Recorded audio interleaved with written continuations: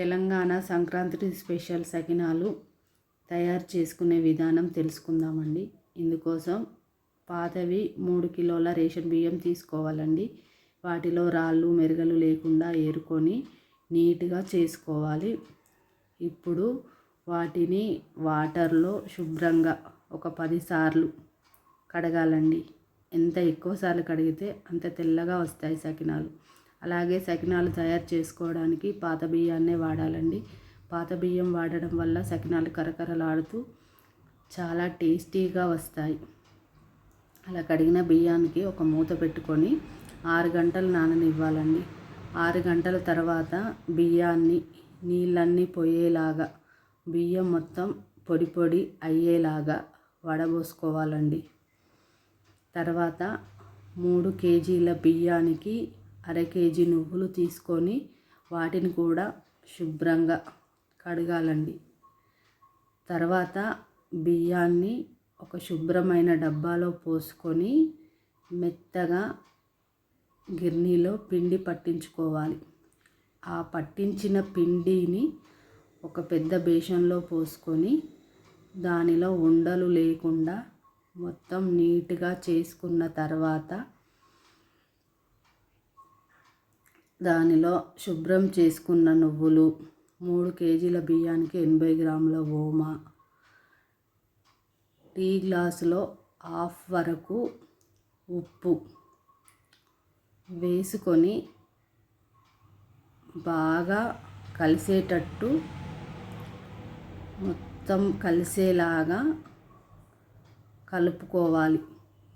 దానిలో కొంచెం కొంచెం నీళ్లు పోస్తూ ఇలా వీడియోలో చూపించిన విధంగా బాగా కలుపుకోవాలి.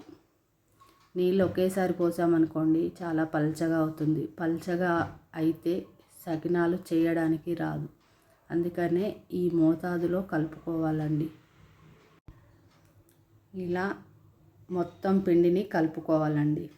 ఇలా కలుపుకున్న పిండిని పక్కన పెట్టి ఒక శుభ్రమైన మందంగా ఉండే కాటన్ క్లాత్ తీసుకొని నీట్గా వేసుకొని దానిపై మొదలు పెట్టాలండి. అలా మొదలు పెట్టినప్పుడు ఫస్ట్ సకినాకి గౌరమ్మ పెట్టుకొని దానిపైన పసుపు కుంకుమ పెట్టి మొదలు పెట్టాలి. ఆ తర్వాత కొంచెం కొంచెం పిండిని తీసుకొని సకినాలు చుట్టుకోవాలి. సకినాలు చుట్టేటప్పుడు ఒకదాని పక్కన ఒకటి వచ్చేటట్టు నీట్గా చుట్టుకోవాలి. అలా చుట్టుకోవడం వల్ల తీసేటప్పుడు చాలా ఈజీగా తీసుకోవడానికి వీలవుతుందండి. అలాగే వరుసలో చుట్టుకోవాలి. వరుసలో చుట్టుకొని మొత్తం ఆ క్లాత్ మొత్తం నిండేలాగా అన్ని సకినాలు నీట్గా చుట్టుకోవాలి. అలా క్లాత్ నిండా చుట్టిన తర్వాత ఒక పల్చటి ప్లేట్స్ తీసుకొని వీడియోలో చూపెట్టే విధంగా సకినాలు తీసి వేరే ప్లేట్లో ఇలా పెట్టుకోవాలి. తర్వాత స్టవ్ ఆన్ చేసి ముకుడు పెట్టుకొని తగినంత ఆయిల్ వేసుకొని నూనె వేడయ్యాక ప్లేట్స్లో తీసుకున్న సకినాలు ముకుడులో నిదానంగా వేయించుకోవాలి. అలా వేగిన వాటిని తీసుకొని వేరొక బేషన్లో వేసుకొని మిగతావన్నీ అదే విధంగా వేయించుకోవాలి. ఎంతో రుచికరమైన సకినాలు తయారు అయిపోయాయండి.